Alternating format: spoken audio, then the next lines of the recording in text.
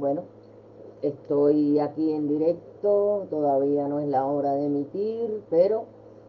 muy bien, Alexis, estás por ahí. Perfecto. Bueno, hoy es jueves, eh, ya vamos arribando otra semana más. Eh, o sea, bueno, todo esto tiene un, un trabajo. Hola, Walfrido. Iremio, hola. Iremio, ¿hoy te conectaste bien? ¿Te llegó? Sí, porque te has conectado incluso antes. José Sánchez, hola, maestro. Como hay y seguirán llegando. Eh, Le decía que, bueno, todo este tema de los directos, de los online, que yo ahora en este momento estoy realizando con ustedes, eh, parten de una metodología muy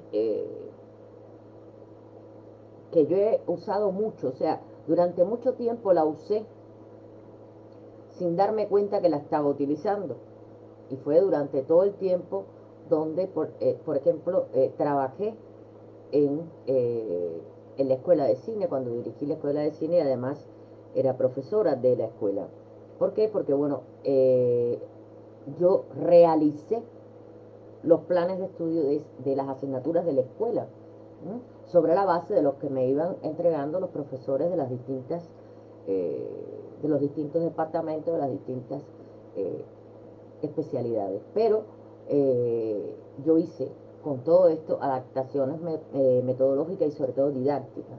E incluí un trabajo que en aquel momento se empezaba a hacer, pero que ya a mí, eh, por un trabajo que estaba haciendo como profesora y como miembro de un grupo de investigación en la Universidad de Oviedo, que estaba trabajando con el cine y la psicología para abordar diferentes problemáticas, empecé a trabajar las inteligencias múltiples y incluí no clases de inteligencias múltiples, pero sí empecé a aplicar, a dar a los alumnos en mis clases y después a mis compañeros ciertos puntos donde no solo se iba a la escuela a,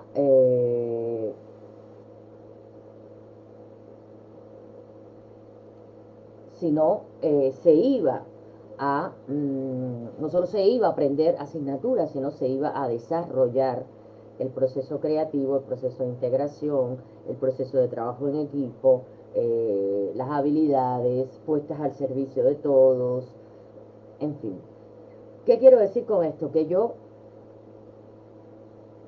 sin aún saberlo, pero llevando mucho tiempo eh, en el escenario, como digo yo, con alumnos, desde los 21 años, eh, entendía que la manera más eh, eficaz de llegar a un alumno era, en cierto modo, trabajar sobre el desarrollo personal en grupo y después sobre desarrollo personal individualizado con aquellos chicos que estaban o muy, muy evidente su desarrollo y con aquellos otros que realmente siempre habían sido denostados, separados, porque bueno, porque problemáticos, y fue como algo que yo me tomé muy, muy, muy en serio en esta escuela, que me conllevaba a muchísimas horas de trabajo extra,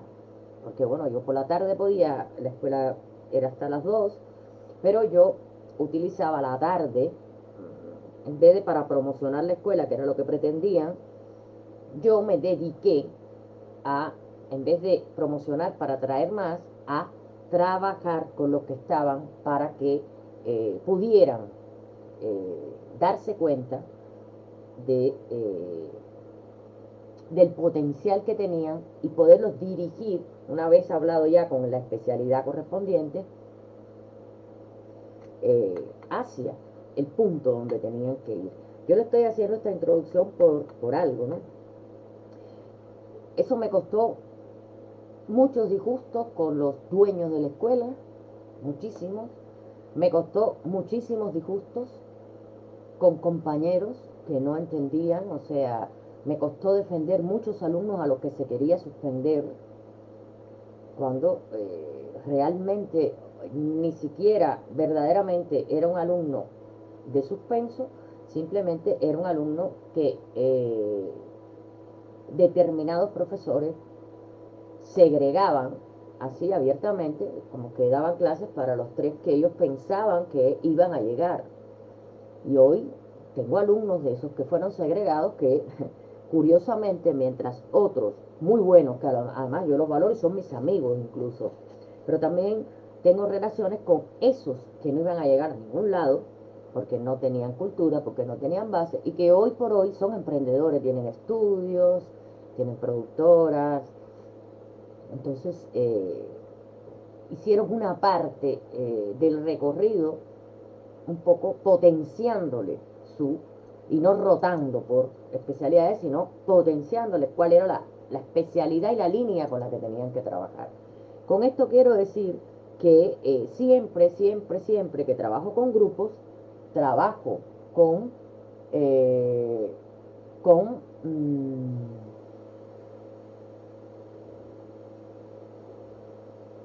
Claudia Di Paolo, bienvenida. María Clever con su sol y su arco iris, bienvenida.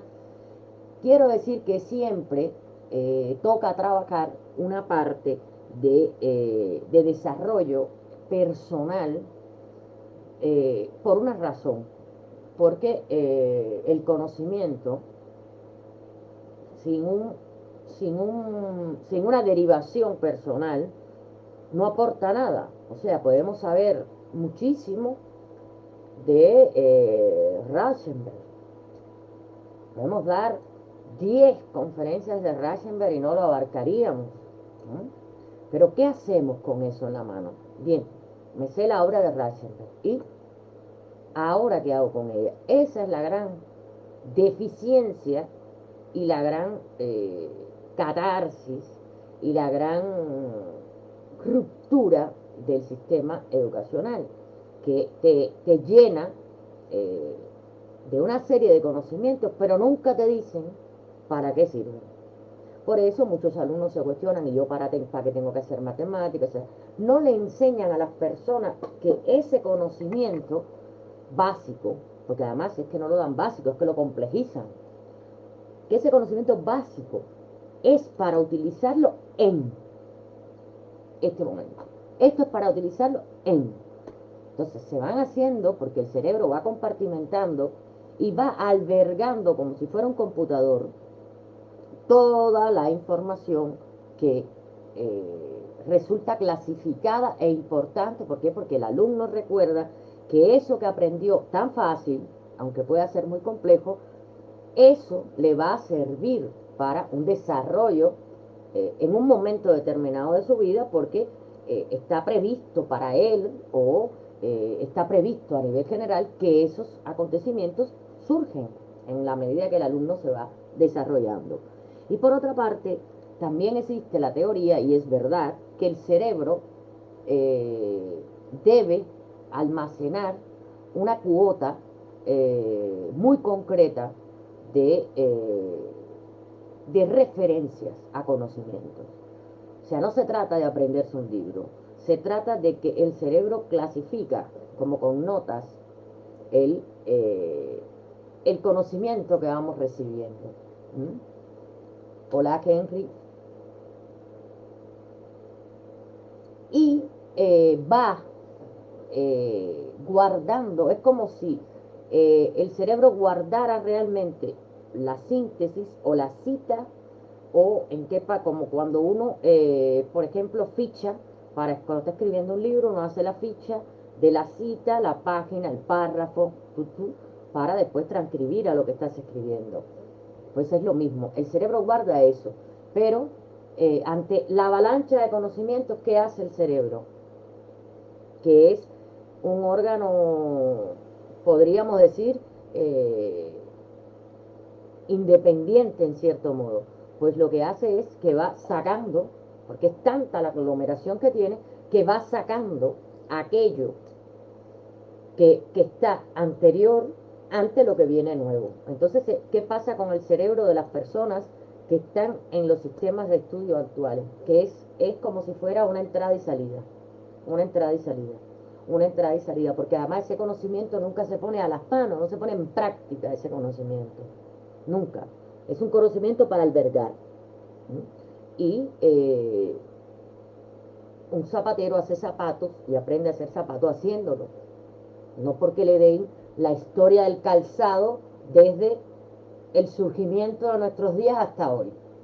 El zapatero hace zapatos. Otra cosa es que él ya eh, tenga nociones de diseño, sepa diseñar, sepa, le guste la moda.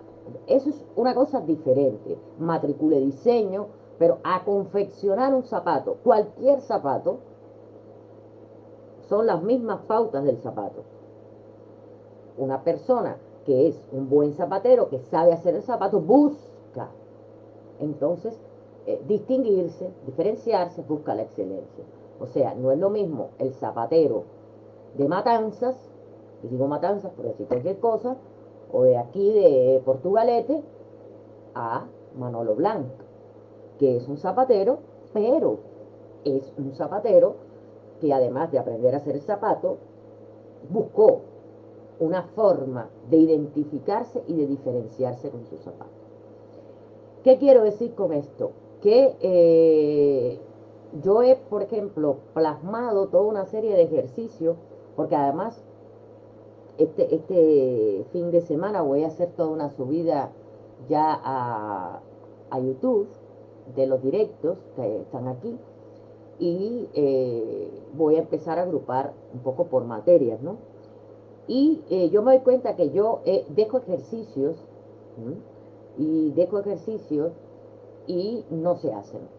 O sea, son como que, bueno, sí, vale, pero eso no es importante.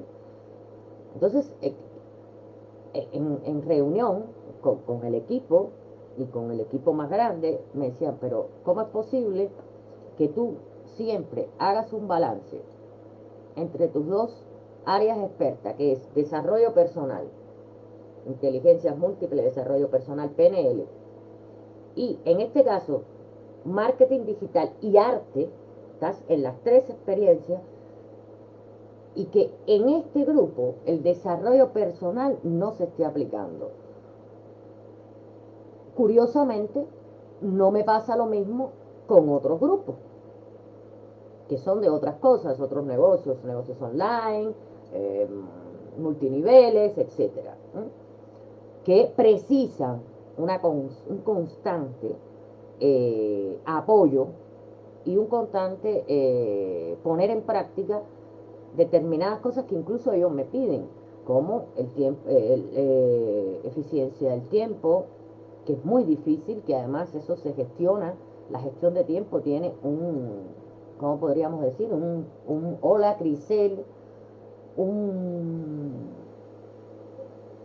una filosofía, un tratado, una fórmula que se va desarrollando para que tú aprendas a compartimentar y que parte de lo organizativo a lo organizativo. Y me decían, bueno, claro, pero es que no están realizando hábitos, o sea, están recibiendo conferencias. Y yo les decía, bueno, también yo siempre partí de la base cuando me empeñé con esto, en que yo quería más centrarme en las otras dos áreas expertas, que eran el marketing digital y el arte, como, eh, como forma de esta comunidad. Y que bueno, también en mi propia forma de hablar, de mis conferencias y tal, pues yo les iba a introducir acá con calcitos así, hábitos de desarrollo personal.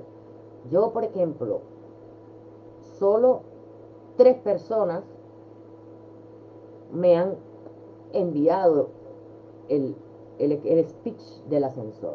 Solo 3. Tenemos 368 miembros en el grupo. Creo que tengo 50 encuestas realizadas. Para que ustedes vean, ¿no?, cómo se comportan los hábitos. Y eso ya de por sí es algo como para hablarlo. O sea, hay que tener el hábito cuando uno se decide y se lanza. Y yo creo que aquí es la evidencia de los que se deciden y los que se lanzan, porque aquí están generalmente los mismos de siempre y otros más que van trayendo, que han sido invitados por otras personas, con lo cual significa que esa persona que invitó a otras personas les interesa mucho en lo que estamos hablando, si no, hola mi arma, no estarían o no invitarían a las personas aquí. Entonces, yo por ejemplo, si yo les dijera, bien, yo estoy hablando de la posmodernidad, correcto. ¿Para qué ustedes van a usar esto que yo les estoy dando? A mí me gustaría que uno me lo escribiera. ¿Para qué? 1, 2, lo que quieran. ¿Para qué están usando o van a usar o qué les provoca lo que yo les estoy dando? Por ejemplo, las clases de los años 60 y la primera negación posmoderna, los usos de la historia del arte. ¿Qué resultado práctico ustedes sacan de esas clases? Porque este grupo está en una fase 1. Pronto vamos a pasar a la fase 2, que no va a prescindir de las conferencias diarias, ni mucho menos, porque ya yo creo que este encuentro a mí me gusta mucho, porque comparto, después que hablando, pero hay que pensar muchas veces para qué usamos las cosas, para qué, por qué me habla de todo esto. Si yo entré al grupo, porque el grupo se llama La Polaca, el arte de venderte solo. ¿Qué tiene que ver todo esto con venderte? ¿Por qué me lo dice? ¿Por qué lo habla? Porque ese es el título, pero al mismo tiempo estamos recibiendo unas conferencias que nos gustan, nos tienen enganchados, pero ¿hacia dónde se gira esto? ¿Cuál va a ser la utilidad en un proceso que supongo que a muchos le interese, que es promover personalmente y a través de la tecnología digital su obra, ¿no?, llegar a un consumidor o a un cliente? Bien, aquí me responde Tommy. A mí me sirve porque estaba pensando proyectos y esto me lo ha estructurado todo. Bien, Henry me dice, adquirir más conocimiento y tomar más conciencia sobre el papel que nos toca desempeñar en la historia del arte. Bien, bien. Entonces, me parece 2 buenas respuestas. A Tommy, que fue de los más tardíos en incorporarse, siendo de los primeros, de las primeras personas, aún no se había creado el grupo, que me habló. Yo lo invité y apareció el otro día, pero apareció. Algo pasó que apareció y está aquí ahora siempre.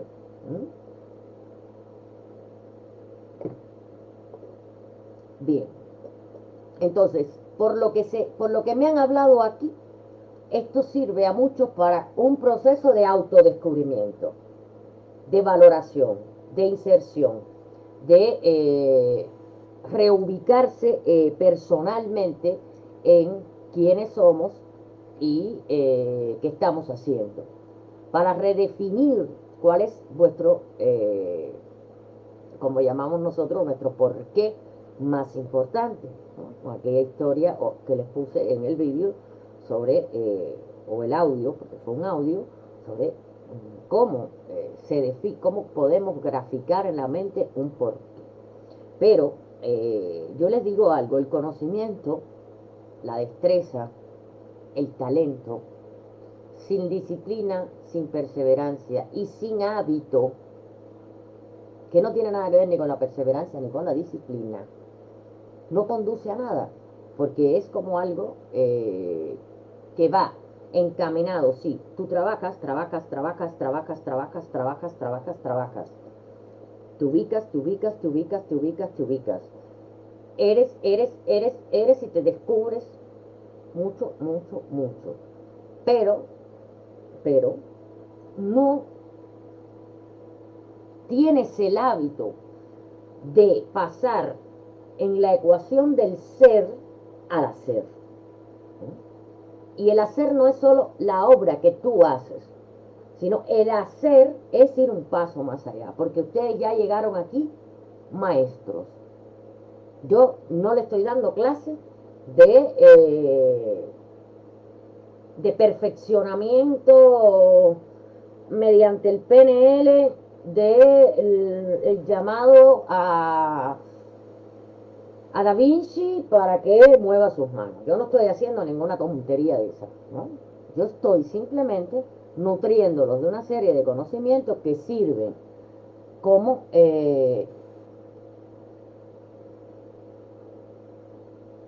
bien, Henry me dice ahora, lo importante no es solamente venderse solo, sino saber que tú puedes aportar desde tu momento a la historia y dejar una huella, es mi opinión.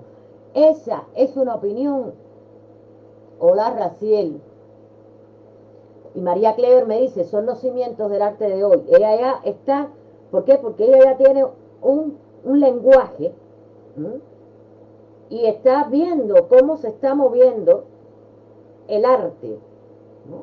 Y le interesa también su diálogo con el arte, es lo que entiendo, lo que me dice María, y creo que es lo que me dice Henry. Henry me da una respuesta que a mí me gusta mucho, porque no parte del vender, no, parte de algo que es muy gratificante y que conlleva al vender, obviamente, que es el reconocimiento tanto personal como no del ambiente artístico, no de la farándula, no de la bohème, no, el reconocimiento de la historia del arte, del lugar que tú ocupas dentro de esa historia. ¿Y por qué la ocupas? ¿Y cuáles son tus antecedentes? ¿Y hacia dónde tú vas? Y entender que tu contribución es evidente y que tú estás trabajando porque quieres contribuir y legitimarte. Y eso a mí me parece una actitud que me la encuentro en muchos de los que están aquí. Yo creo que casi todos los que están en la conferencia de hoy mantienen esa actitud. No es una desesperación, porque hay muchas personas que ya no entran, aunque están en el grupo, porque parece que el objetivo es, ven a mi página web y cómprame cuadros. O sea, yo estoy trabajando a otra escala. No es que no vayan a vender cuadros, lo venderán, supongo que sí. Si aprenden lo que yo les enseño, lo harán, ¿no? Pero el objetivo, y está en la encuesta, uno de los objetivos es el reconocimiento y la legitimación personal y sobre todo corporativa del mundo donde os estáis moviendo. Porque en este momento, si no os habéis dado cuenta, vosotros sois el movimiento de arte, la época del arte, metidos, insertos en una tribu, en una comunidad, en un movimiento que en este momento se está gestando alrededor de la polaca. Un movimiento de artistas que va creciendo, donde se incorporan artistas que han tenido toda la vida pintando y no han alcanzado el reconocimiento que tienen y siguen pintando, artistas que son autodidactas pero que son verdaderos monstruos de la pintura, jóvenes que están empezando a crear su obra y que tienen la inquietud de pertenecer al texto histórico del arte. Esto, señores, es como pudiéramos llamarlo, sin ningún tipo de, vamos a hablar de, sin ningún tipo de, no sé cómo decirlo, vamos, sin alarde, ¿no? Esto es como el momento en que André Breton cita y empieza a unar personas en un movimiento, ¿no?, que es el surrealismo y que abarca muchos aspectos y muchos espacios. Esto es lo que se está moviendo alrededor de esta primera fase de creación de una comunidad, de una tribu. Y el primer reconocimiento que tienen ustedes es el reconocimiento de vuestros propios compañeros. Me dice Alexis, Víctor, perdón, bueno, yo le digo Puy. Creo que esto me dice que puedo tener hacia dónde voy y que puedo coger para autoconocer mi arte. Bueno, Puy, en este sentido, yo creo que es un poco, porque yo creo que él sabe muy bien para dónde tiene que coger, cómo tiene que coger, pero es una persona que también aclara muchas cosas, de quizás de todas las que tenga en la mente, y contextualiza muchísimo más su obra, sobre todo a la hora que él,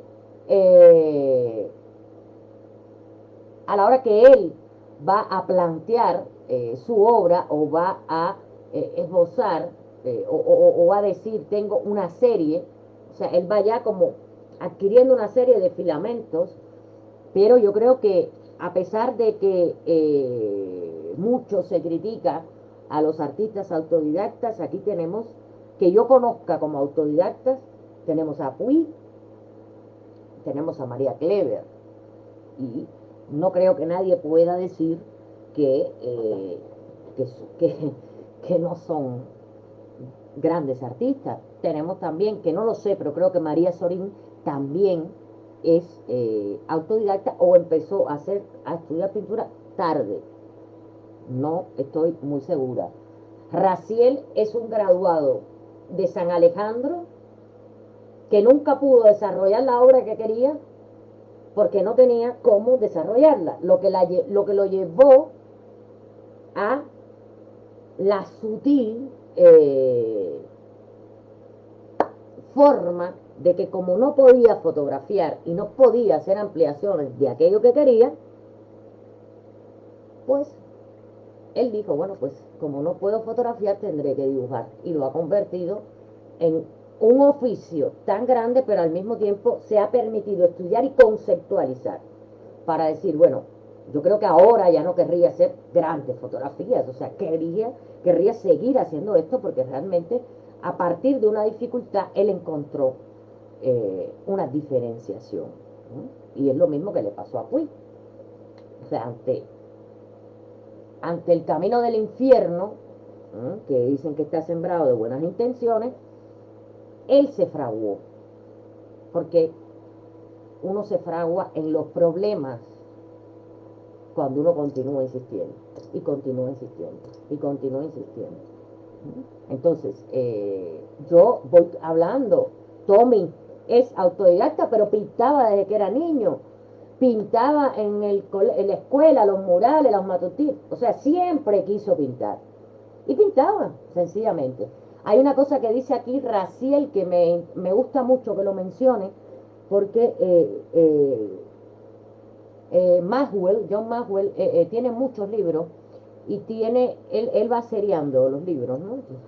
Un montón, que además un montón que pueden encontrar en internet gratis, descargarlos, ¿verdad? Me tienen que ponerse a buscar en qué página te lo puedes bajar, pero las páginas, por ejemplo, dedicadas a negocios, empresas, generalmente tienen muchos de los libros de Maxwell, y este se llama El talento nunca es suficiente, y él me dice Racieliel, habla de eso, necesitamos estar en crecimiento todo el tiempo en el área de la obra y en el área del crecimiento humano.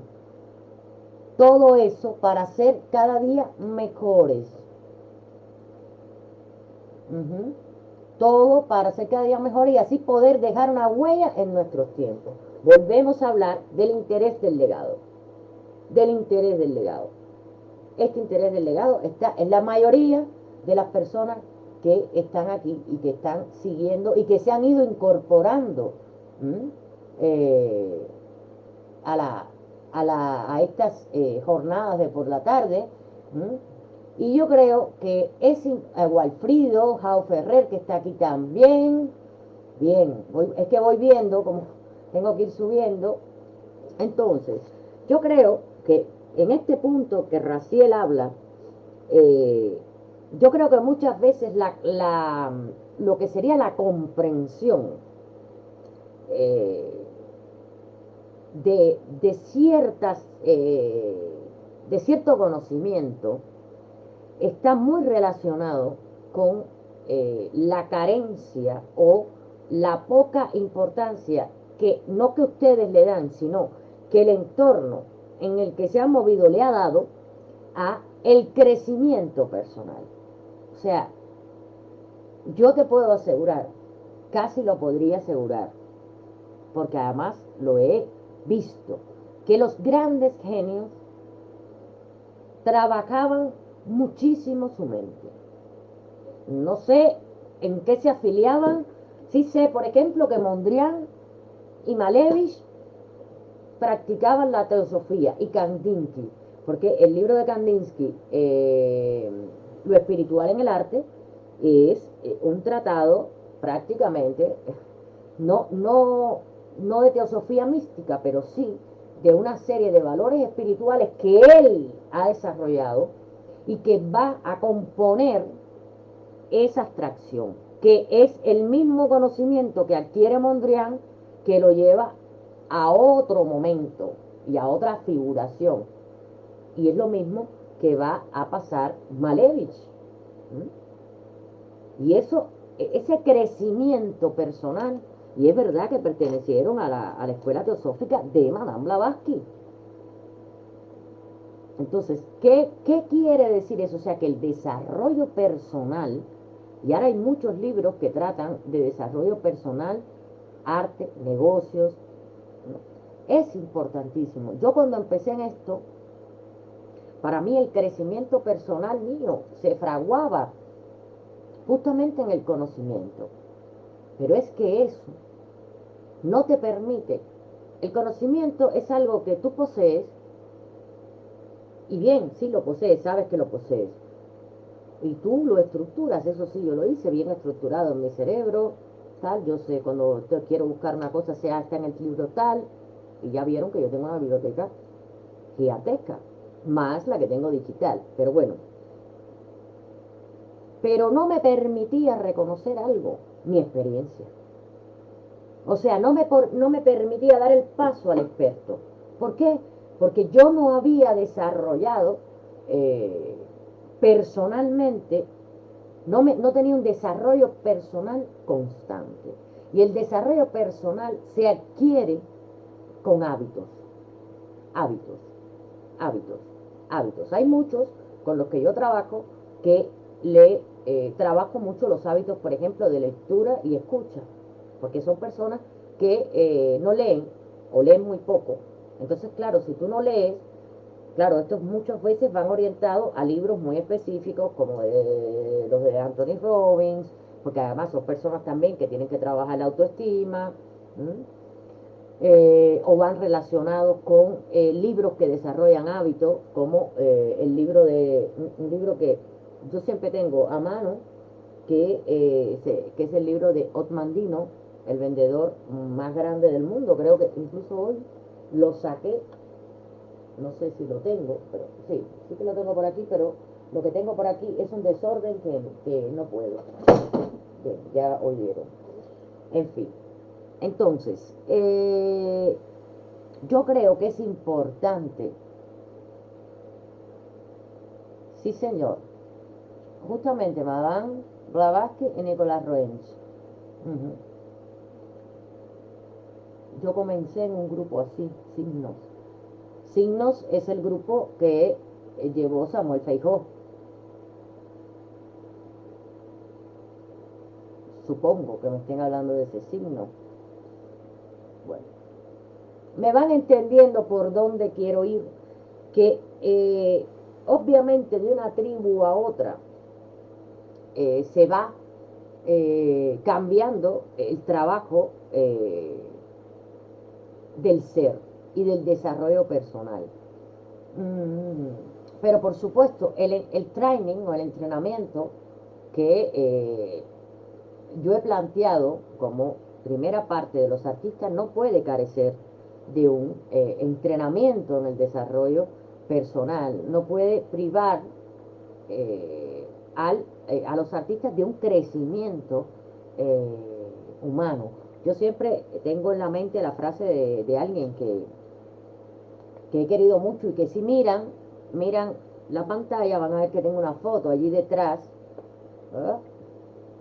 Aquí, que siempre lo tengo ahí porque fue una persona que con sus audios me abrió las puertas a entender los por qué. Y él siempre decía que primero hay que ser, después hacer. Y después llega el tener, cuando ya no te importa el tener, porque realmente lo que tú quieres es seguir siendo y haciendo, siendo y haciendo. Y que las personas, creo que esto lo dije una vez, están acostumbradas cuando tú le preguntas, por ejemplo, tú le preguntas a alguien,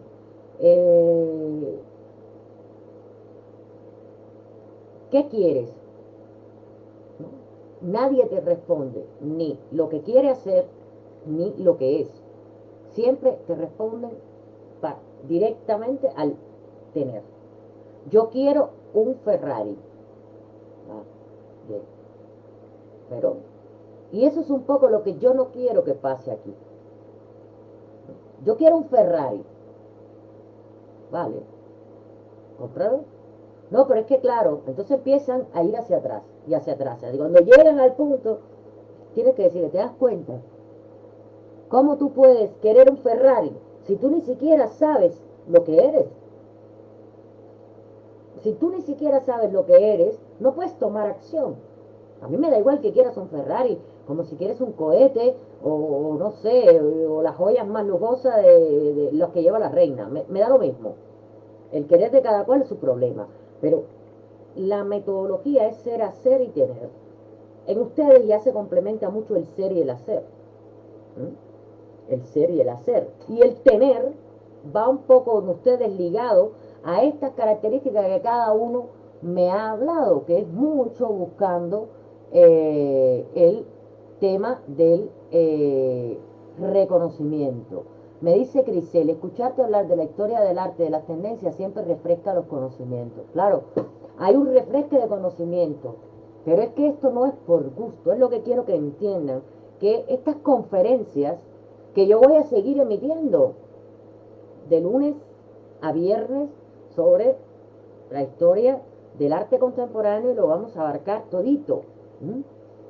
Todito porque yo todo lo que sé no es que se lo voy a enseñar, es que se lo voy a poner ahí en las manos, se los voy a dar. Porque yo, ¿para qué me lo quiero guardar, no? Si no lo puedo compartir con alguien, que incluso podamos charlar sobre lo que compartimos. Exactamente, es mucho más interesante el proceso y el camino que verdaderamente la meta. Y eso yo te puedo asegurar que hasta las grandes figuras del deporte disfrutan mucho de ese camino y ese proceso. Incluso aunque ganen, muchas veces los corredores, si no han hecho una carrera verdaderamente en pos del proceso que han llevado, del camino, de lo que se han exigido a sí mismos, aún ganando, no se sienten satisfechos. No es una victoria. No es una victoria, como no es una victoria para un boxeador que, que está preparándose todo el tiempo y preparando su mente, pues que le tire la toalla al adversario. Eso no es una victoria. Sí, ganó la pelea, ganó, lo, no sé lo que puede, el cinto, pero para él es un fracaso total y absoluto, porque él lo que ha llevado y quiere seguir llevando es un proceso. El caos es algo más, pero, y lo vemos por ejemplo también en el béisbol, o sea, el mayor divertimento que tiene para mí el béisbol con respecto a otros juegos o a otros deportes es justamente todo eso, todo ese que se va desarrollando entre batea, corre las bases, hay un doble play, las bases llenas, o sea, es todo un mecanismo de autorrealización dentro de ese deporte, dentro de esa eh, forma de vida. Y los artistas, yo creo, la mayoría, muchos, no todos, no sabría cómo expresarlo, trabajan fundamentalmente sobre la base de un recorrido, sobre la base del placer de aquellos que van visualizando y van logrando verdaderamente descubrir con un trabajo permanente y algo que se acerca mucho a aquello que lo define o que por lo cual quiere ser definido. Y yo siempre que pienso en esto me acuerdo de Lan, porque es verdad, Lan buscó la jungla. Si uno analiza, hay un libro que es un libro sobre Wilfredo Lan, pero que recoge todos los bocetos y toda la obra de Lan que hizo anterior a la jungla fue buscando la jungla, buscándola, buscándola, buscándola, buscándola, buscándola. Pero no era algo como que él tenía y no acababa de completar de forma perfecta. Y él dibujaba con pasión, él trabajaba con pasión hasta el día que logró, fíjese si fue algo que no planificó, que él la pintó en papel craft. Y ahí estaba, y ahí está, una de las obras más indescifrables y con más cantidad de significados que te puedes encontrar. Fíjense si el acto de la creación de la jungla fue buscado, que él en ese momento, ese día, él pintó la jungla en un día y llamó a la persona que lo estaba asesorando, que era Lidia Cabrera. Le dijo, tienes que venir. Lidia se quedó, y esto lo pinté ayer, y fue algo en papel craft. O sea, él ni sabía lo que iba a pintar, pero ya estaba como entrando a un calor y entrando en una búsqueda como, siendo. ¿Y cómo era? Iba con Lidia Cabrera, veía la transculturación negra en Cuba. ¿Cómo era? Él venía de París. Picasso acababa de estar enganchado con el arte negro, ese descubrimiento que se hace del arte negro para Europa, donde empiezan a entrar las colecciones fabulosas de todas las tribus africanas, los Bakongo, los Bakuba, los Balúa, aquellas máscaras impresionantes, los Ashanti, las puertas de Benín. O sea, entra toda una imaginería que él vio que a Picasso le abrió un sentimiento incluso en el cubismo, porque esa escultura era toda facetada, estaba hecha como por planos, ¿no? Planos que él llevó, sobre todo en las Mademoiselles de Avignon. Él concreta mucho la forma africana de las caras de mujeres blancas. Mujeres blancas, que Avignon no es ningún sitio de París, Avignon es un burdel, una calle donde había un burdel en el Paseo de Gracia de Barcelona. Yo le puse las Mademoiselles de Avignon, pero las señoritas de Avignon son 4 prostitutas de ese burdel, al cual Picasso era muy dado a visitar burdeles, pero también era muy dado a dibujar. Incluso si van a la sala de Picasso del Museo de Barcelona, van a ver dibujos eróticos, como si, bueno, como si él, Cotó, y muchos de los artistas que iban con él a esos burdeles, él les pedía que les dejara mirar, pero no por un acto de exacerbación erótica. Lo que hacía era dibujar, cuando estaba mirando, dibujaba a esos artistas, a esas personalidades, a esos intelectuales, y recreaba todo el momento sexual, erótico, como fuera. O sea, era un voyeur artístico, no era una cosa. Él miraba, fíjese si Picasso era obsesivo con el arte. O sea, los otros iban al burdel a pasárselo bien, pues él iba al burdel, se lo pasaría un ratito bien y después pues miraba. Eh, a ver qué dice. Me hablaba, a ver, trabajar primero por algo que quieres para poder tener. Yo quiero ser un Ferrari y me disculpan, pero quiero hacer historia. Por supuesto, es así. La magia de soñar en grande, pero además soñar en grande contando con lo que tú tienes como potencia. Y tu potencia es de Ferrari, de coche de carrera. Pues a partir de ahí tienes que trazarte tu meta. ¿Mm? Habla, por ejemplo, que Henry Rodríguez también me habla del pensamiento zen. Yo llevo unos cuantos años practicando el zazen, que me ha acercado mucho a la poesía de un poeta cubano, el poeta cubano vivo más importante de estos momentos, que es José Coser, que bueno, yo tengo publicado en algunas revistas que he puesto incluso ahí en Facebook sobre su obra. Su obra tiene mucho contenido porque él además también practica el zazen. Hay un libro muy interesante que se llama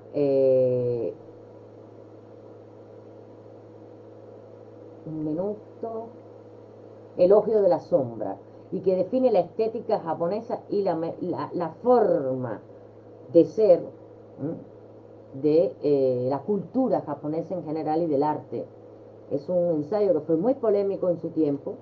Hubo muchos escritores, por ejemplo, que apoyaron ese ensayo, y hubo otros como Soseki que se enfrentaron a él, pero que es un ensayo bellísimo además y que habla de la estética, con la estética como condición inherente al individuo, al escritor y mucho más al artista. Claro, una estética que viene mucho del concepto nipón, no ese Japón abierto después del shogunato, pero sí de esa esencia cultural y tradicional que ha hecho del Japón un mundo realmente que se ha mantenido sólido en su cultura y que la ha ido transfigurando y adaptando. Jeque me dice, lo que uno quiere ponerse en la vida vale sacrificio enorme, pero tener primero la seguridad que lo que tú quieres es eso, ser, y tenerlo en mente por encima de todo, entonces al final valió la pena ser lo que realmente quisiste ser. Mira, yo no comprendo muy bien lo que me explicas. Eso, vamos a ver. ¿Ves? Estas conversaciones son muy interesantes y estamos en un grupo de artistas que estamos separados en distintos puntos. Clever está en Nueva York, muchos están en Miami, Henry está en México, Puy está en Cuba, Grisel está en Cuba, aquí Bárbara está en Bilbao, yo estoy en Galicia y estamos actuando como, como un grupo, como un grupo artístico, como una comunidad artística que está creando un movimiento, que está empezando a hacer, que empezó primero a hacer hacia adentro y que ahora empieza al revés. Ahora la fase es hacia afuera, hacia afuera. Pero primero hay que fraguar esto, estas conversaciones. Esto es un hábito que debe mantenerse. Esto es también importante analizar, hablar, conceptualizar, no basarnos siempre en el conocimiento que está, sino en crear nuestros propios propósitos, en crear nuestro propio diálogo, donde participemos todos de igual a igual,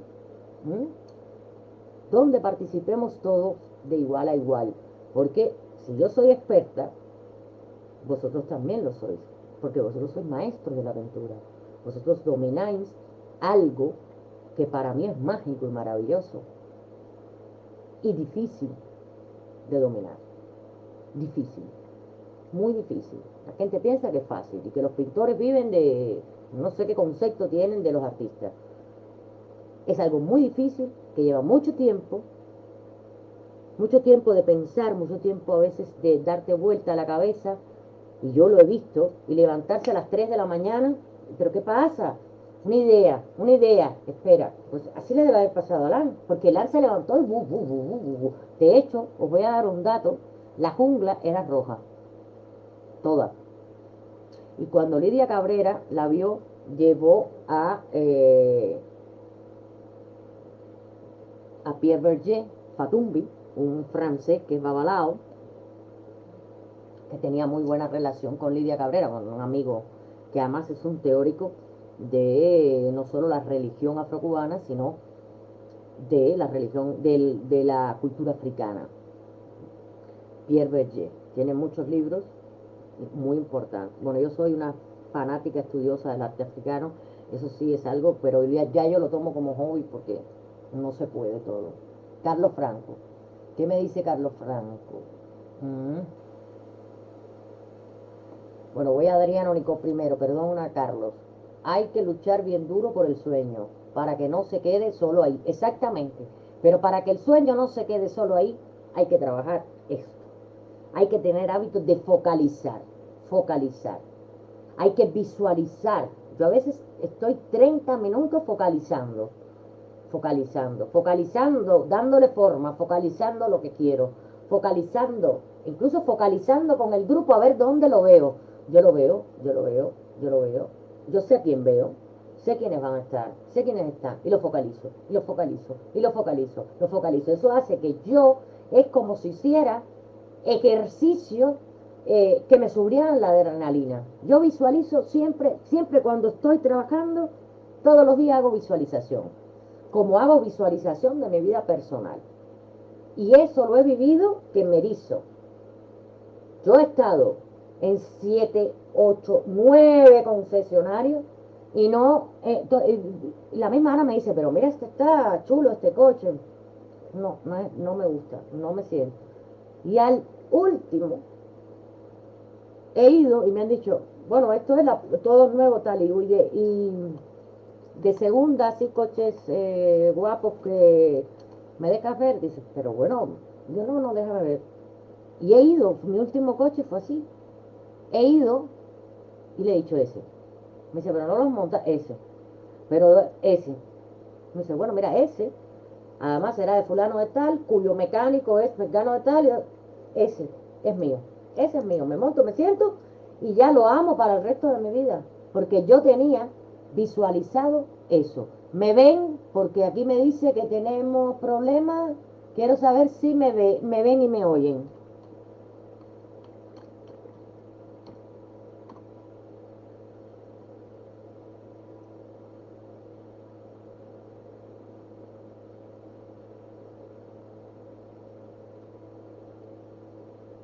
Exactamente, María, exactamente. Pero quería ir a Carlos Franco. Dice, pero Picasso siempre negó que sus descubrimientos cubistas tuvieran nada que ver con las máscaras africanas, cuyos diseños él absorbía en el estudio de uno de sus amigos de ese entonces, incapaz de reconocerlo por cobardía artística. No, porque yo creo que Picasso, por quien verdaderamente estuvo muy influido para la creación del cubismo, fue por Cézanne. Ahí es donde Picasso verdaderamente descubre el cubismo. De hecho, las bañistas estuvo mucho tiempo en posesión de Picasso. muchísimo tiempo, las bañistas de Cézanne, que ahí ya se empieza a ver. Yo creo que cuando él descubre el arte africano, ya lo mira con ojos cubistas, ya él había arribado al cubismo, y ya es cuando él lo plasma y se nota muchísimo, o sea, no esconde el fundamento africano. ¿Mm? Y, por ejemplo, uno que tenía un gabinete fascinante de arte africano y que incluso tenía un LAN, es André Breton, que además LAN fue quien le hizo los dibujos de su libro Fata Morgana. ¿Por qué? LAN primero estuvo con Picasso, cuando viene la guerra, él se va a Marsella con Breton, y cuando la guerra también coge hacia arriba, ellos vuelven, ¿no? Pasan un tiempo en Santo Domingo, en Martinica, que es donde estuvo Picasso realmente, y de ahí va a Marianao 42, que fue un sitio que le consiguió la propia Lidia Cabrera. Pero yo creo que Picasso, mucho antes de ese descubrimiento de los africanos, ya había descubierto el arte, ya había descubierto y había incursionado en el cubismo, porque realmente quien propició la, la aparición y el trabajo del cubismo fue Cézanne. Para mí Cézanne es uno de los grandes artistas por estudiar muchísimo más, por ver qué influencia tan grande tuvo en el desarrollo posterior de las vanguardias, así en su plano discreto. Y bueno, ya digo que Picasso tuvo durante muchísimo tiempo eh, las bañistas de Cézanne en su poder, ¿no? Dada por Cézanne. Pero él estudió mucho a Cézanne. Cézanne es quien abre el cubismo de una manera cuando empieza a hacer aquellas figuraciones, aquellas naturalezas muertas, aquellas mujeres, ya empieza a trabajar el volumen plano, ¿no? Empieza a geometrizar un poco. Y ya después, claro, el encuentro de Picasso, que viene también de su amistad con Breton. Yo tengo un catálogo sobre Breton lo que él poseía, no, no sobre nada de él, porque él no, tiene, no tenía obra. Lo que tiene es mucha teoría, que también la tengo, hizo poesía también, pero sobre lo que él poseía, tenía un gabinete africano importantísimo. De hecho, Breton y Picasso tenían una relación muy estrecha, porque cuando Lan se encuentra en el medio de aquella guerra, él es quien le recomienda a Lan para que Breton lo acoja en Marsella. Entonces yo creo que a Picasso no se le puede corregir ni un defecto. O sea, no creo que Picasso negara nada, porque además yo creo que todo lo que pasaba por la mente, los ojos y las manos de Picasso ya se reconstruía en sí mismo en una obra picasiana. O sea, y además, ¿cómo va a negar la influencia de África en una pieza como Las señoritas de Aviñón, donde las mujeres son máscaras, incluso con las escarificaciones en la cara, que eran muy llevadas sobre todo en Benín, estaban escarificadas? Yo no creo que él negara, porque además él lo decía, que era un amante de, el arte africano, y yo mostré un libro muy bueno de fotografías de Picasso, y la casa estaba llena de figuras africanas. Claro, Picasso ya después trasciende eso y va hacia otro estilo, que todo el mundo siempre también dice que Picasso fue un gran oportunista porque trascendió todos los estilos. No, Picasso fue un gran pintor que experimentó como a fuerza mayor con todo, pero todo lo que experimentó, cada estilo por el que pasó, si se llamaba en un sitio cubismo, una obra cubista de Picasso, hay que decirle picasiano, porque él transformaba todo con una impronta, yo creo que como muy pocos. O sea, reconocer una obra de Picasso es algo, yo creo que hasta fácil, porque es que donde lo mires está su impronta, incluso en sus dibujos académicos. Picasso vivió en La Coruña, aquí en Galicia, porque su padre era el que realmente era pintor, profesor de academia. Y Picasso se le fue por encima, después se fueron a León, Y en León hay un mural que descubrieron en un bar, que cuando se descubrió yo fui, detrás de una pared, Picasso había pintado detrás de la pared donde estaban las encimeras puestas del bar, había una obra en pared de Picasso. Y yo tomé muchísimas fotos porque se descubrió, claro, y ahí se paró todo porque, por supuesto, el dueño del bar al momento ya pues, se ha convertido como en un santuario de peregrinación. No sé si me ha... A ver, pues dice, hermano, se lo aseguro, soy por la pintura, sin ella no tengo nada. El arte es capaz de conmover casi hasta los cimientos. Ve una obra y estremece. Hace poco vi una pieza de Adriano y tuve que escribir, las piezas de María son estremecedoras. El arte...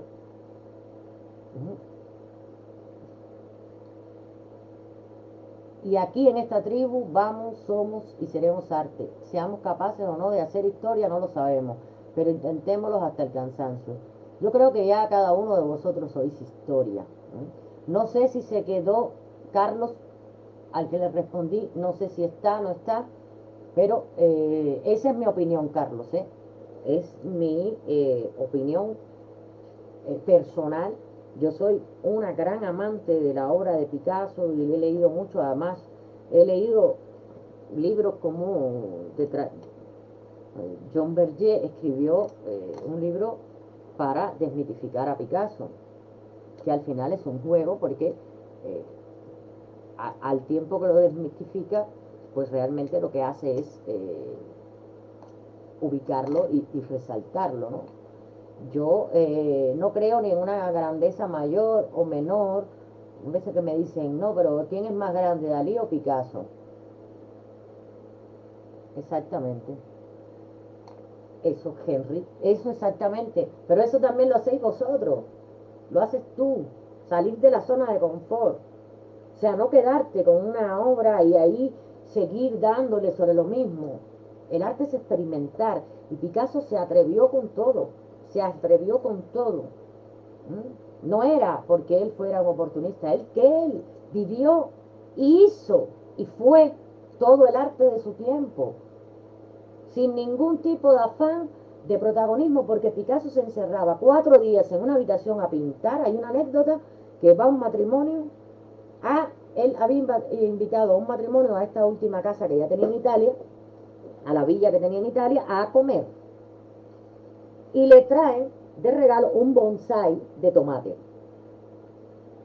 Estaba todo preparado, Jacqueline lo tenía todo preparado, bien.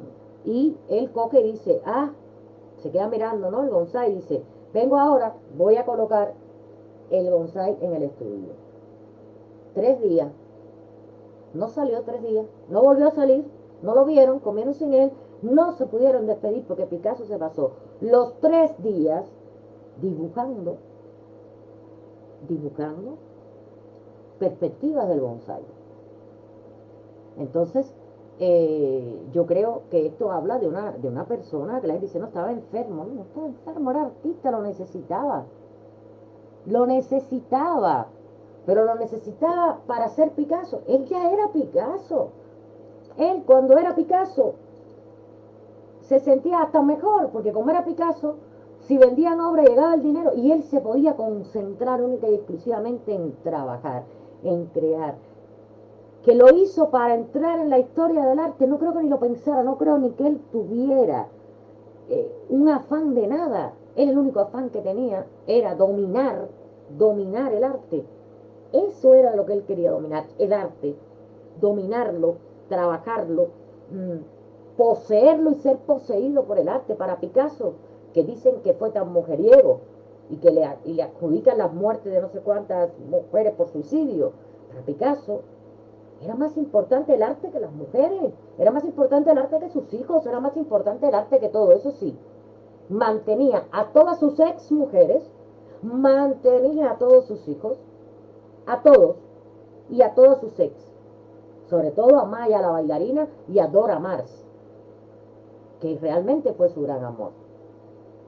Y otra francesa también que escribió un libro destrozando prácticamente a Picasso, Después una chica joven a la que Picasso promovió y al mismo tiempo pues se, se juntó con él.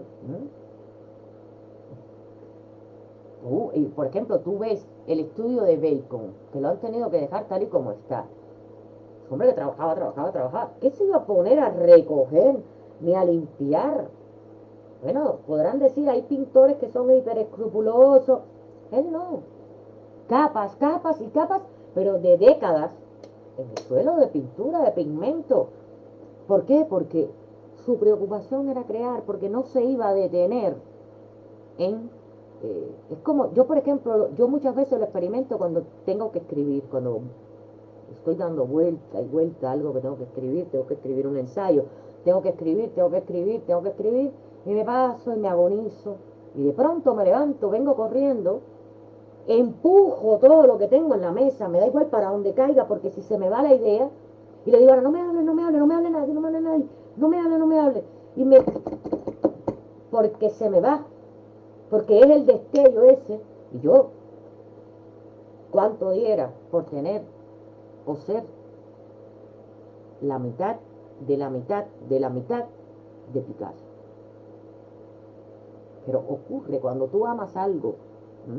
Y entonces por eso yo creo que yo me he sentido incluso mal porque he pensado, por ejemplo, en estas dos últimas conferencias y digo, no es lo que yo quiero, no es lo que yo deseo, no es, no, no me gusta, esto no me gusta, es verdad que yo me autoexijo hasta la flagelación, pero yo cuando me digo eso, así de esa manera, y me siento mal o incómoda, es porque sencillamente hay algo que me está diciendo, si lo haces de esta, y descubriré que es, esa, ahí sí te vas a sentir bien, ahí sí te vas a sentir bien, porque creo que a veces demasiada información, sin tener un momento de repaso de todo lo que estamos haciendo y cómo está influyendo en las personas con quien tú estás contactando, con quien tú estás conectando. Si esas personas no te hablan, yo por ejemplo, aquí, porque lo empezamos en Facebook, pero esto tendrá que pasar a un nivel ya de otro tipo de reproducción, eh, que es la que yo utilizo multiplataforma, donde yo estoy emitiendo y todos los veo y yo les doy audio o les quito audio. Yo hablo, quiero que estén en silencio, bien. Cuando quiero, hablan, me escuchan.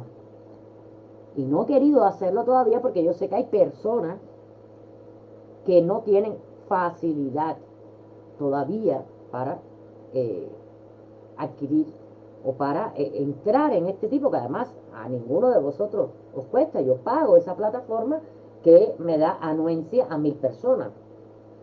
Empiezan punticos por todas partes de gente. Pero es lo ideal.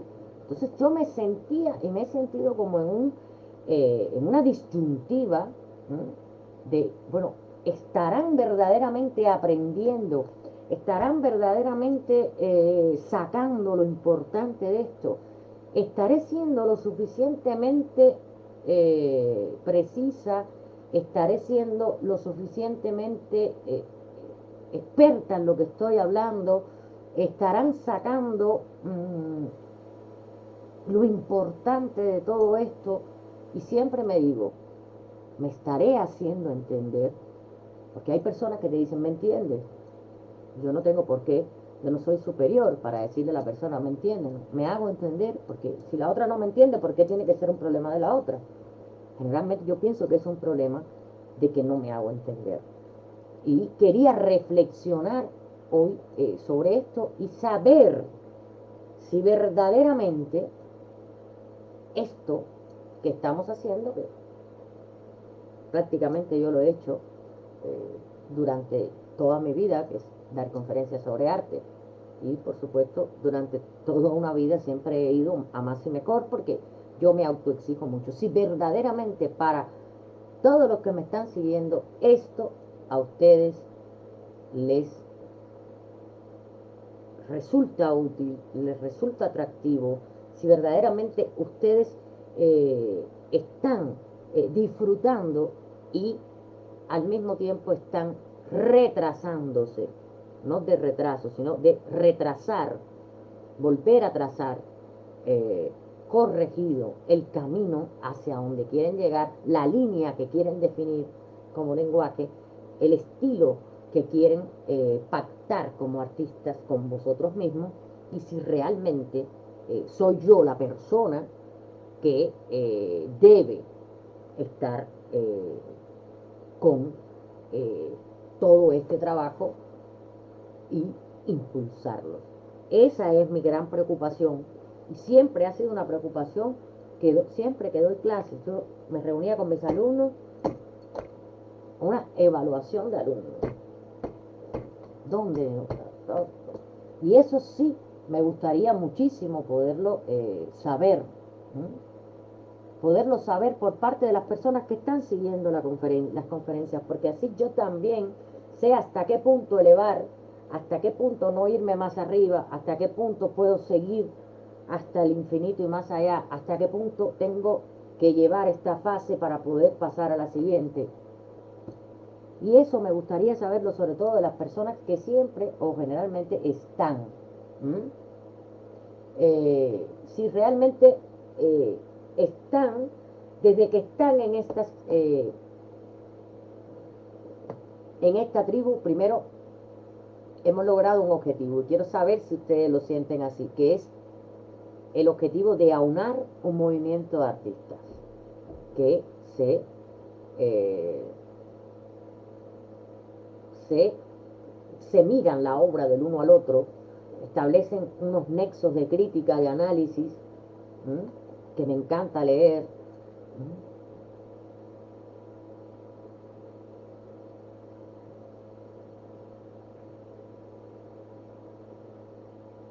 Estamos los que somos, claro que estamos los que somos. Yo creo que es importante que estemos los que somos y se decantará mucho más o vendrá mucho más, pero mi objetivo no es ni que me den like, ni tener una comunidad de seguidores para que me pague YouTube o Facebook. Mi objetivo es hacer un trabajo y dejar un legado, dejar un grupo, dejar lo que vine a enseñar a cada uno de vosotros, a cada uno de los que está aquí y a cada uno de los que vienen cada día y están escuchando. A mí no me interesa, a mí me da igual tener 368 que 8, pero que ese 8, y siempre lo he dicho, y lo he hecho, yo he estado en directo con una persona, pero esa persona está. Y esa persona vale por 500, porque está ahí, porque me está esperando, porque necesita saber, porque quiere escucharme, porque quiere aclarar sus dudas, porque necesita escuchar lo que hablo. Pues esa persona para mí vale por 1000. Y entonces, en ese sentido, yo a veces siento, y además me dicen, pero ¿por qué tú no trabajas más el tema también de desarrollo mental? Bueno, yo voy trabajando desarrollo mental, hábitos, hay que tener hábitos sanos. A ver, no me refiero ni a fumar, ni a beber, ni muchísimo menos, vamos, yo fumo porque fumo, y no lo escondo, lo he hecho delante de ustedes. Y mucho se discutió aquí sobre por qué no puede salir. Digo, no, vamos a ver, los demás presumen de sus hábitos sanos. Yo soy una mujer fumadora, como soy jugadora de tenis, y me encanta jugar al ajedrez. Yo no tengo ningún reparo, faltaría más que tuviera que tener reparo en mi oficina de fumar un cigarrillo. Y porque aquí no hay menores de 14 años. Entonces,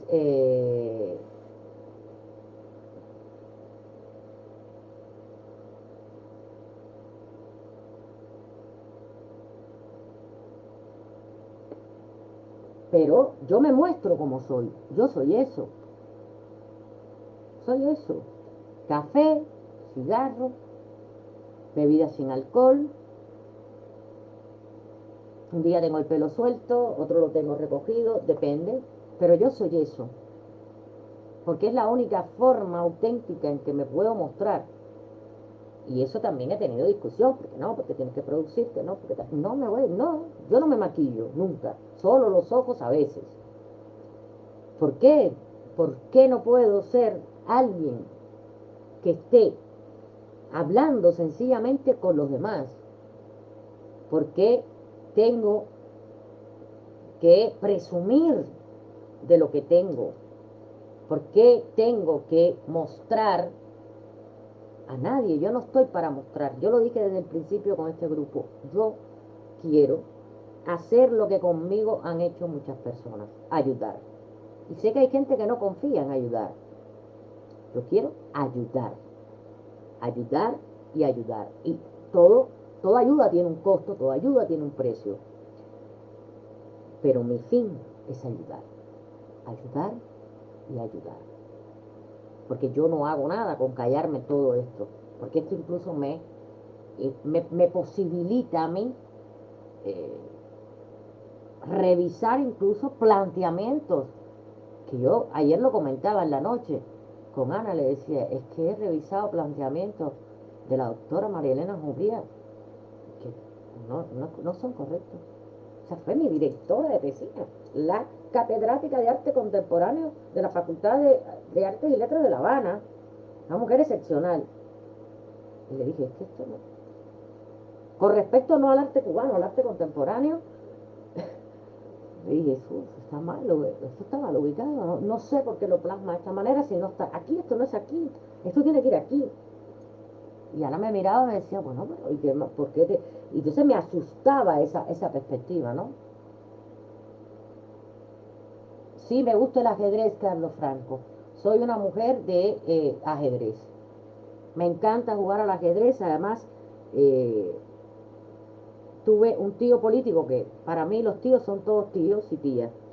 El esposo de la hermana de mi madre fue gran maestro en Cuba, Guillermo Maceda, y fue quien con 7 años, ya que sus 2 hijos nunca le importó, mis primos, me enseñó a mí a jugar al ajedrez. Iba todos los miércoles a su casa a jugar al ajedrez. Y los domingos, que siempre tenía la costumbre de ir allí, porque ellos vivían con mi abuela, jugábamos otras muchas partidas y él me iba enseñando, fui a competiciones. El ajedrez y el tenis es algo que me fascina.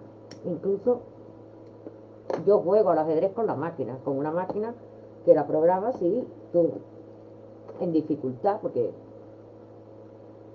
primero conozco pocas mujeres que le guste el ajedrez. Eso me gusta, Henry, ¿ves? La conciencia colectiva de un grupo de artistas unidos por un mismo objetivo es lo más potente que hay en el universo. Y eso es la polaca. No soy yo, son ustedes. Ustedes llegaron a la polaca y han unido una conciencia de trabajo, de compañerismo, alrededor de algo que yo simplemente lidero, en el sentido que lo mismo, llamo la atención por algo que escribo a alguien que está fuera de órbita y maltrata a un miembro del grupo o habla de arte como si estuviéramos hablando de no sé, de David, el francés. ¿Qué tú dices? Pero ¿qué tiene que ver esto con esto? Y por supuesto me como vivo a cualquiera, siempre desde un punto de vista de arte. Porque las tribus se defienden y son endógamas. Y mi misión precisamente también es proteger el trabajo que estamos haciendo, la discreción sobre lo que estamos haciendo y la discreción sobre lo que vamos a hacer y a dónde vas a llegar. Y yo creo que hay muchos que se van incorporando, que se van incorporando, que se van incorporando, y es bueno también que vosotros mismos animéis, porque aquí hay personas muy valiosas, hay personas que no se pueden conectar, Hay personas que se conectan, después no están en el directo, pero ven el directo. Yo lo sé porque lo sé, que comentan.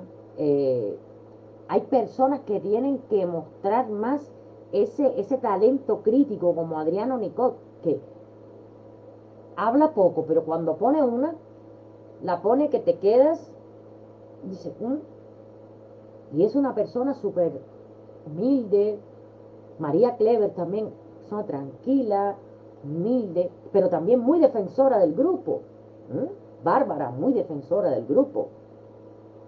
Y yo creo que eso es lo que estamos arribando ya a lograr, que es esa primera parte de ser verdaderamente una tribu, ser un movimiento de artistas que de alguna u otra manera los que estemos en ese movimiento vamos a mover muchos puntos y vamos a hacer lo que pasó también en la posmodernidad. Vamos a reanalizar el concepto de arte y vamos a proponer con vuestro arte nuevas y maravillosas interpretaciones, recontextualizaciones y a poner en jaque muchas de las teorías que heredamos de esa posmodernidad. Ese es el origen de que tenemos que estudiar la posmodernidad. ¿Qué negó la posmodernidad? Porque es ahora,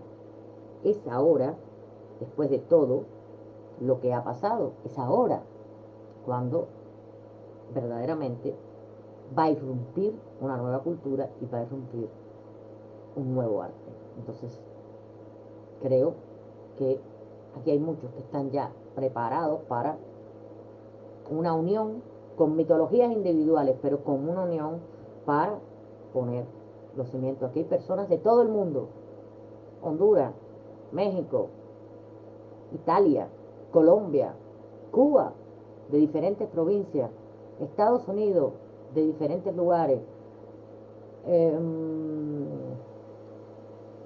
Panamá, españoles, franceses, italianos, rusos, japoneses, chinos. O sea, yo creo que esto es algo importante. Entonces, bueno, yo agradezco haber tenido este intercambio. A mí me da muchísima más potencia.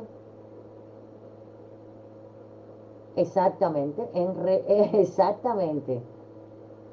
Exactamente, y es lo que quiero crear, y quiero que entre ustedes las críticas sean constructivas, aporten, eh, hablen entre ustedes, aquí en el grupo, porque a mí me gusta participar también, porque de esto, yo como administradora del grupo, puedo entrar, puedo decir, a Adriano Nicot, y poner conversaciones, y me salen todas las conversaciones y sobre quién habló, y esto se va guardando. Y después se va entrecruzando. Y aquí hay una historia, de aquí hay un libro, nada más que de esta primera parte, con obras. Y yo creo que eso era un poco, el que quiera jugar al ajedrez que pase por mi galería. ¿Dónde está su galería? Porque yo creo que no se puede entrar a su galería. Yo por lo menos seguro no puedo entrar, no puedo ir. Porque creo, si no me equivoco, usted está en Miami. Aquí se han creado, amigos, y aquí se ha creado, pues, una defensa a ultranza del arte por encima de cualquier ideología política, religión, porque nada de eso va a dejar de estar plasmado en la obra según cada cual lo ve, pero nada de eso va a influir para que se entre o no se entre en este grupo, pero nada de eso va a provocar que este grupo se cierre, a pesar de que ya se están haciendo muchos intentos y muchos mensajes, pero bueno, yo ya saben y me conocen que tengo una lengua muy fina, pero y no va a pasar absolutamente nada, ¿no? Que este grupo va a crecer y yo les digo, visualicen todos los días dónde quieren estar, visualicen con quién quieren estar, 30 minutos de visualización, 30 minutos de visualización. En un estado relajado con tu incienso, tu velita, con los ojos cerrados. No es meditación, es visualización. Visualizar lo que quieres. Mientras no lo puedas hacer mentalmente, míralo dibújenlo. Si yo me tengo yo que no dibujo tan bien, tengo una libreta donde dibujo los sueños que tengo, para acordarme, por si me dicen algo. Pues dibujen en lo que quieren visualizar. Y visualicen. Ustedes tienen una mente poderosa, los artistas tienen una mente poderosa, porque todo lo que ustedes ponen en ese lugar, en ese soporte, sale de aquí, que va aquí, y va a la mano con que pinten, con que esculpan, con que hacen. Ustedes ya están hechos, ya tienen la conexión cerebro, corazón, mano, que a nosotros nos entra ojo, corazón, cerebro cuando miramos lo que hacéis. Ustedes están preparados y tienen que tener esos hábitos. Al acostarse, muy importante, hagan un check de lo que hoy tenían que hacer que no hicieron. Y propónganse que mañana la lista tiene que empezar por lo que dejaron pendiente hoy. Sea lo que sea, una pincelada, una gestión. Chequear mentalmente por la noche antes de acostarse qué cosas buenas te han pasado, aunque sean diminutas, que ustedes tienen sensibilidad para las cosas diminutas que ocurren. Yo vivo en Galicia, Carlos Franco, en España.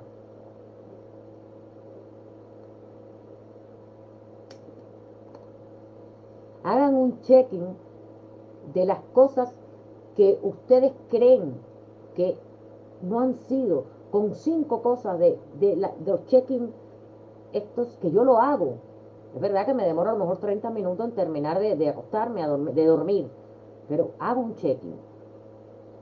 Hago un check-in de lo bueno que me ha pasado, hago un check-in de lo que no hice hoy, hago un check-in de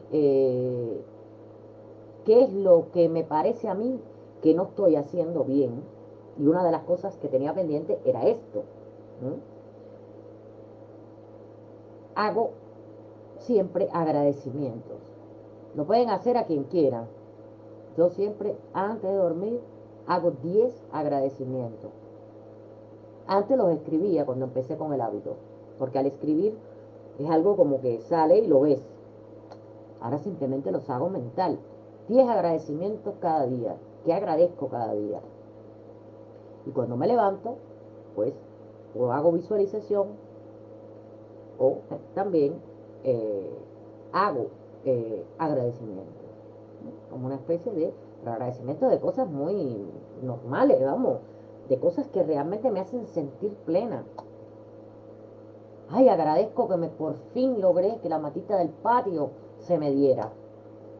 Para mí es una ilusión, porque mis plantas tienen nombre y todas son hermanas de mi perro. ¿Viste a ver a tu hermana que floreció? O sea, eso forma parte de mí y eso yo lo agradezco mucho. Sí, señor Henry. Entonces, hagan esas prácticas. Yo pensaba que no eran y que no valían. Y sí que valen muchísimo. También tengo la costumbre de invierno y verano ducharme con agua helada. Eso es una costumbre además que adquirí porque sé que activa todo el organismo. Nunca me ha dado nada y yo lo hago siempre. Agua helada. Y aquí el invierno no es frío. Pero yo hago, me baño con agua helada todos los días. Hago algo de ejercicio. Ahora no puedo mucho salir, pero generalmente cuando las cosas han sido normales, juego al tenis. ¿Por qué? Porque es un deporte que me mantiene mucho la atención, que me mantiene mucho el cuerpo, me hace controlar al mismo tiempo los pies, las manos, correr hacia atrás, correr hacia adelante, sobre todo porque es un deporte que me enseñó a visualizar en cámara lenta. Fue lo primero que yo aprendí con mi entrenador de tenis. Él me decía, tú tienes que lograr ver la pelota, verle las costuras cuando viene, y la pelota viene a una velocidad impactante. Entonces es un deporte que yo hago y puedo estar horas jugando. Entonces me relaja. Y si no tengo pareja para jugar, pues me voy y juego front en el recinto deportivo. Y ahí estoy 2 horas al front. Y después ducha fría. Nadaba. Ahora todo está muy limitado. Pero tengan esos hábitos. No quieren decir que no beban alcohol o que no fumen un cigarro o que fumen milda. Eso da igual. Eso no son los hábitos que nosotros tenemos que trazarnos. Los hábitos que tenemos que trazarnos es agilizar esto y proyectar. Proyectar. Cuando tú proyectas, vas sacando como una materialización que se te pone delante. Llega un momento que la obtienes completa. Dices, lo logré sin darte cuenta, porque vas feliz construyendo esa materialización. Ah, lo del agua helada no vas. Bueno, hombre, yo claro que recibo visitas si son de artistas, más. Yo creo que ha sido provechosa la conversación de hoy, porque también yo he buscado esta conversación para dejarlos también hablar. ¿Y porque vamos a seguir dando caña con la posmodernidad y vamos a seguir haciendo ejercicios y vamos a seguir haciendo cosas? Ya tenemos planes y vamos a hacer muchas cosas. Pues espero que esta conversación que hemos tenido entre todos hoy os haya sido provechosa. A mí sí, estoy muy contenta que hayan hablado, verlos proyectarse, verlos hablar, verlos decir. Y eso es muy importante. Los quiero mucho. Ya les dije que nunca más lo dejaré de decir a las personas que quiero, por razones de que a veces por no decirlo las personas se van y no se lo has dicho mucho últimamente. Que el universo les siga dando energía, que lo que les he dicho lo analicen y lo piensen y créense hábitos que mejoren su crecimiento personal, su desarrollo humano. Y nada, nos vemos mañana otra vez a las 19:30 para seguir con esta tribu, con los polacos, con este grupo que yo sé que va a dar muy buenos frutos. Un beso y cuídense.